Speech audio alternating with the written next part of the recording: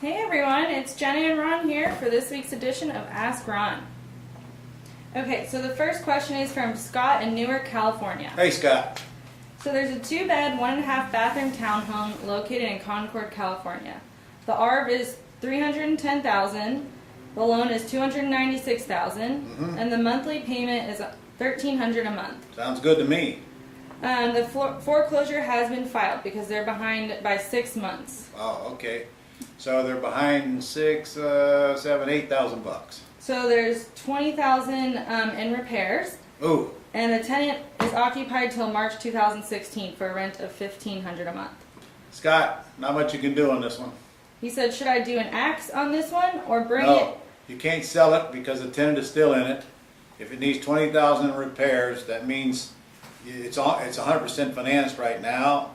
So if you add $20,000 repairs on top of that, it's a waste of time. I would commonly refer to that as a golden turd, Scott.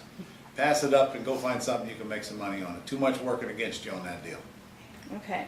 It's just as important you learn to say no as it is to say yes. The next question is from Scott in Magnolia, Ohio. Okay, another Scott. Pardon this question, but I'm new and ready to sign a couple yeses on my property information sheet. My question is, when I go to the appointment with a purchase and sale agreement, do I bring lease agreement when I'm leasing with option to buy? If you're leasing with option to buy, you won't use the purchase and sale agreement. You'll only use the short form lease option agreement. Okay, because he said I don't see where I can list those type of terms on a purchase and sale agreement. Well, I don't know what you're talking about.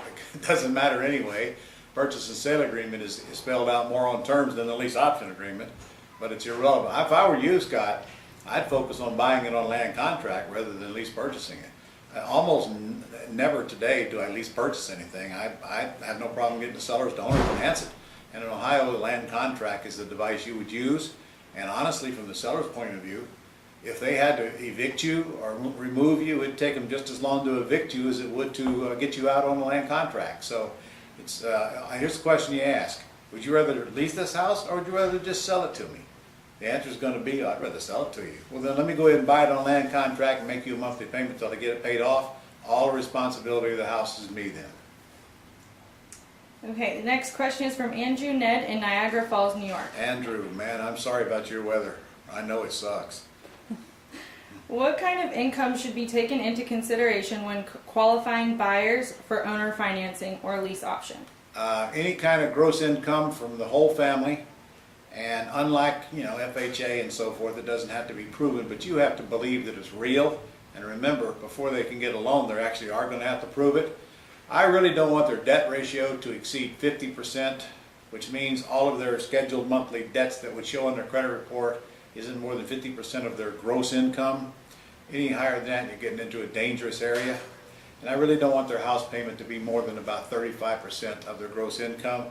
And even then, the smaller the income, the worse those percentages are because there's less money left over to actually live. The larger the income, the more I can adjust the percentages down for the same reason. So he said HUD forces landlords to take any lawful income into consideration.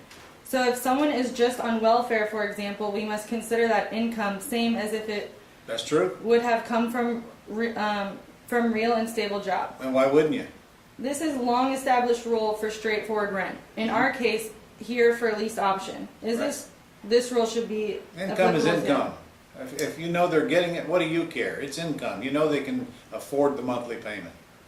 So does it apply with owner financing qualification too? Absolutely. Okay. In fact, if I'm going to sell with owner financing, I'm probably going to even work harder to make sure that income is there. But if you live in Ohio, it's about the same amount of time to get it back either way.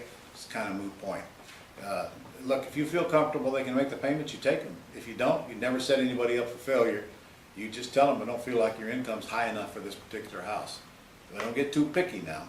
It's up to them to make the payments. And people will sometimes go out and make money that they don't even tell you about and they can't prove. Flea markets and selling pot and all those other things people do. I don't know, but use your best judgment. Okay, so the last question is from Walter Peterson. I didn't mean that selling pot part now. All right. Walter, how are you? Where's Walter from? He's from Cedar Falls, Iowa. Cedar Falls. I went through there not too long ago in May. Okay, so Walter has a lease option deal. Okay. I got everything sorted with the seller, but I'm having trouble finding the right documents for the buyer. I have the property possession and lease agreement with the table of contents. That's the one. But it doesn't say anything about the lease option or the terms for it. What form or document am I missing? Then you aren't reading it. Okay. You fill in the terms on Exhibit A, and the option is attached to that agreement. And it's right there on the Gold Club site. So pull it down and read it again. Exhibit A is where you actually fill in the term, the monthly payment, and so forth. It's not in the body of the agreement on purpose. Now you just got to change one page, and you don't have to worry about the whole agreement prior to that. It's actually very well written. Okay, is that it? Yep, that's it. All right, guys. Two things. You need to know that I'm doing a boot camp here in Jacksonville, my hometown, starting on the 14th of December. If you're not registered, you still have time to get in. And you never know, you might even get a dinner out of it if I'm in a good mood. And if I'm not, you won't get a dinner out of it. Come on down and I'll take you a trip in my city and I'll show you what I do for a living. And also, if you haven't registered for the summit yet, what the heck are you waiting on? Do you know it's almost January already?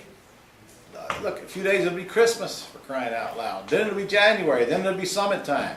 Go to RES 2016 and get registered right now because we're about to raise the price on you again. If you want to wait, it's going to cost you an extra $100. Go do it now. You don't want to miss this summit. Everybody needs to be there in January when we all go skinny dipping on Daytona Beach. See you next week.